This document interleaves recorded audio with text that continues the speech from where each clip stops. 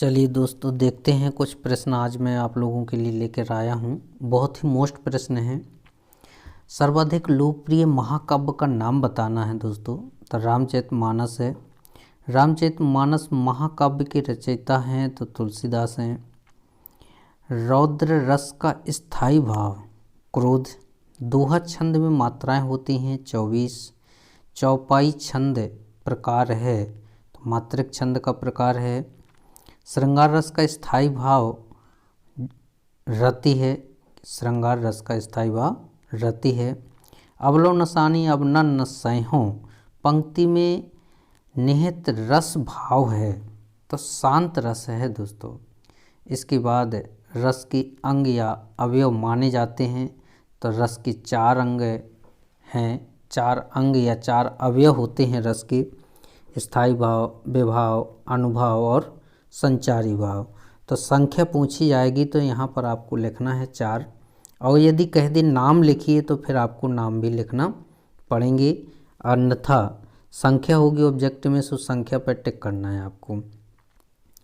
इसके बाद शब्दालंकार के प्रमुख प्रकार हैं। तो शब्दालंकार जो हैं अनुप्रास, यमक, श्लेष, ये आपके किसके हैं? शब्दालंकार के हैं। छंद की प्रमुख तत्व माने गए हैं तो 6 तत्व माने जाते हैं। 6 तत्व आप लोगों को लिखाए होंगे मैंने।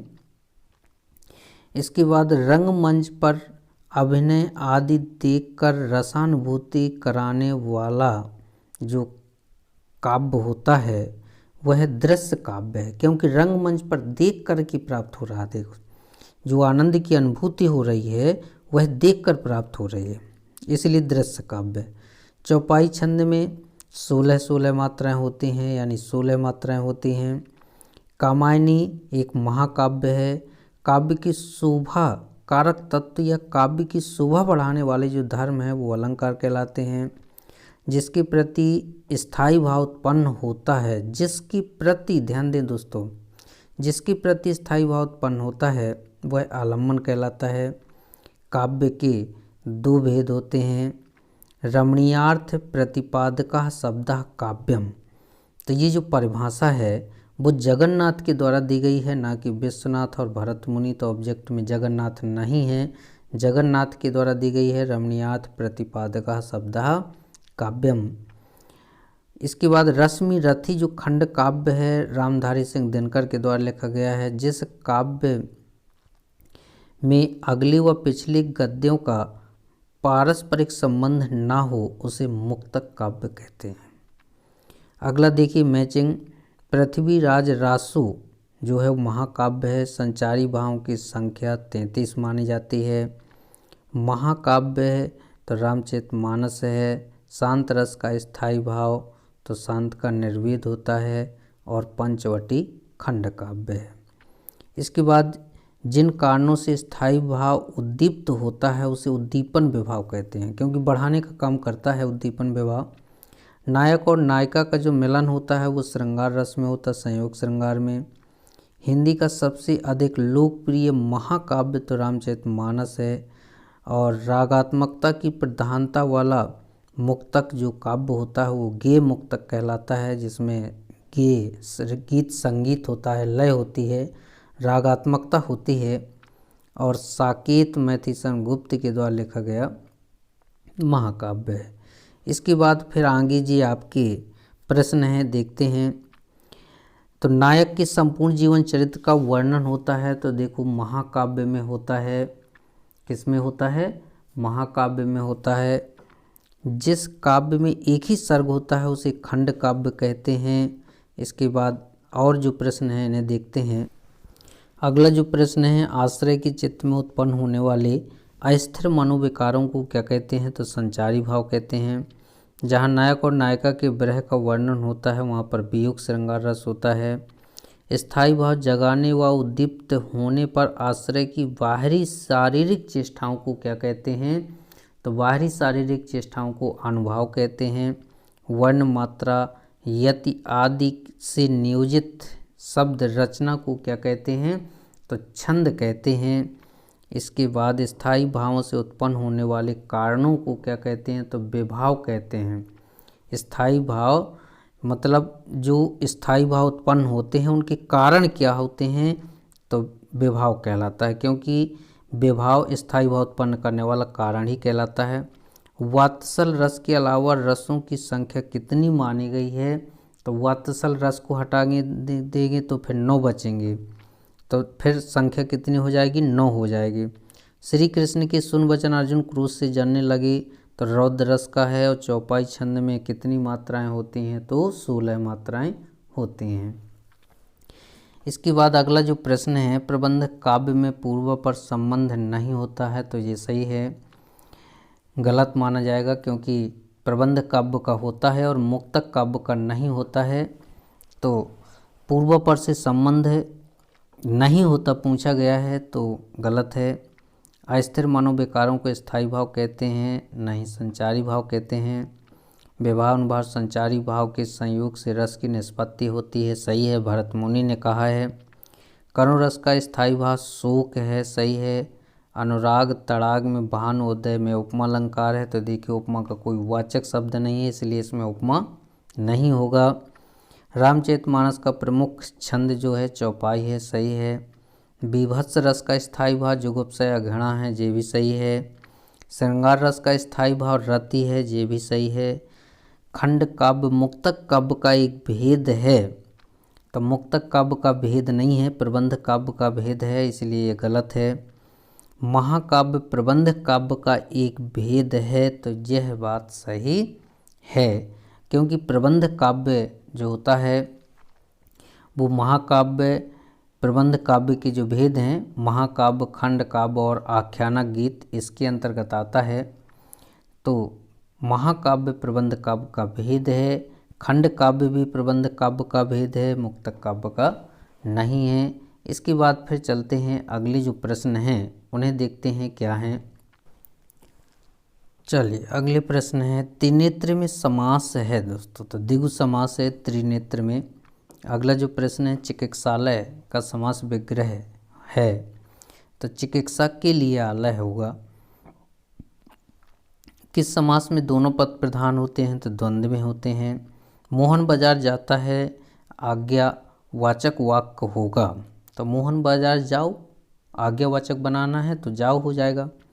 लड़कियां नाच रही होंगी, किस प्रकार का वाच्य है, तो कर्म वाच्य है। इसके बाद फिर जो अगले प्रश्न हैं उन्हें देखते हैं क्या हैं। अगला जो प्रश्न है, रचना के आधार पर वाक्य के 3 भेद होते हैं दोस्तों। ईश्वर में विश्वास करने वाला आस्तिक कहलाता है। अमर किन अनेक शब्दों के लिए एक है, तो जो कभी न मरे। जो दूसरों का उपकार मानता है वो कृतज्ञ कहलाता है, कृतज्ञ। और जो नहीं मानता उसे कृतज्ञ कहते हैं। जो सब कुछ जानने वाला होता है वो सर्वज्ञ कहलाता है। पाकशाला, पाक के लिए शाला तत्पुरुष समास है। यथाशक्ति अव्ययभाव समास है, शक्ति के अनुसार। वाच्य के आधार पर वाक्य के 3 प्रकार होते हैं। मोहन अच्छा पढ़ा किंतु हार गया, संयुक्त वाक्य है क्योंकि किंतु लगा हुआ है। रमेश क्या लिखता है, प्रश्नवाचक। क्या लिखता है, प्रश्नवाचक वाक्य है। पिता की हत्या करने वाला पितृहंता कहलाता है। पितृ यानी पिता, हंता यानी मारने वाला। यह लोक से संबंधित ऐहिक कहलाता है। यह लोक मतलब इसी लोक से संबंधित ऐहिक। बाजार जाओ आज्ञावाचक वाक्य है। महल के भीतरी भाग को अंतः कहते हैं क्योंकि अंदर का है। सुबह के बाद का समय दोपहर कहलाता है। इसके बाद शब्दों के सार्थक योग को वाक्य कहा जाता है। शब्दों के सार्थक समूह को वाक्य कहते हैं। नयनाभिराम कर्मधारय समास है। ईश्वर करे तुम पास हो जाओ, इच्छावाचक वाक्य है। कुसुम खाना खाकर चली गई है, कर्तवाच्य है। और मुँह चढ़ी बात मतलब ये मुहावरा है, तो होना नहीं जुड़ा है। मुँह चढ़ी बात होना जोड़ लेंगे तो फिर सीधा अर्थ निकल आता है, मुहावरा है। अंधे के हाथ बट्टी लगना मतलब बिना मेहनत के लाभ प्राप्त हो जाना। अंधे की हाथ बटील लगना, बिना मेहनत किए बहुत सारा लाभ प्राप्त हो जाना, 9 2 11 हो जाना मतलब भाग जाना। निपात शब्द क्या होते हैं? तो ही भी तक, ये सब क्या है? निपात हैं और ये किसी शब्द पर किसी बात को बल देने के लिए इनका प्रयोग किया जाता है। क्रिया के जो भेद होते हैं वो 2 प्रकार के सकर्मक और अकर्मक क्रियाएं होती हैं। समुच्चय बोधक को कहते हैं, विराम चिन्ह कहते हैं। इसके बाद कर्म के आधार पर क्रिया के जो भेद होते हैं, तो कर्म के आधार पर क्रिया के भेद दोस्तों अभी आपने पढ़े हैं। कर्म के आधार पर क्रिया के भेद तो 2 प्रकार के होते हैं। समास कितने प्रकार के होते हैं? तो ये भी आप लोगों ने पढ़ लिया, समास 6 प्रकार के होते हैं। इसके बाद चक्र को धारण करने वाला चक्रपाणी यानी बहुब्रीहि समास, उपासना करने वाला उपासक कहलाता है। विशेषण किसे कहते हैं? जो संज्ञा और सर्वनाम की विशेषता बताता है। कालाक्षर भैंस बराबर लोकोक्ति का अर्थ मतलब निरा अनपढ़ है। छक्के छुड़ा देना, छुड़ाना मतलब हरा देना, पराजित कर देना। किसी कार्य को बार बार करना कहलाता है पुनरुक्ति। जब हम किसी कार्य को बार बार करते हैं, दोहराते हैं, तो क्या हो गई? वहाँ पर पुनरुक्ति हो गई दोस्तों। इसके बाद फिर आगे जो प्रश्न हैं उन्हें भी देखते हैं क्या हैं। यथाशक्ति अव्ययीभाव समास का उदाहरण है तो सही है। पंचानन में द्वंद्व समास है, गलत है, बहुब्रीहि समास है। मधुरस में कर्मधारय समास है तो ये भी गलत है। पुरुषों में उत्तम पुरुषोत्तम कहलाता है, ये भी सही है। रात दिन द्विगु समास का उदाहरण है, नहीं, द्वंद्व का है। एक ही स्थान पर टिके रहने के लिए या वर शब्द आता है, नहीं, स्थावर आता है। जिसकी एक आँख हो वह अंधा नहीं, काना कहलाता है, ये भी गलत है। अर्थ के आधार पर वाक्य 8 प्रकार के होते हैं, 9 प्रकार के नहीं होते। सिद्धार्थ स्वस्थ है विधिवाचक वाक्य है, ये भी सही है, क्योंकि विधिवाचक और सरल दोनों एक ही होते हैं। शब्दों के सार्थक समूह को वाक्य कहते हैं, ये बात भी सही है।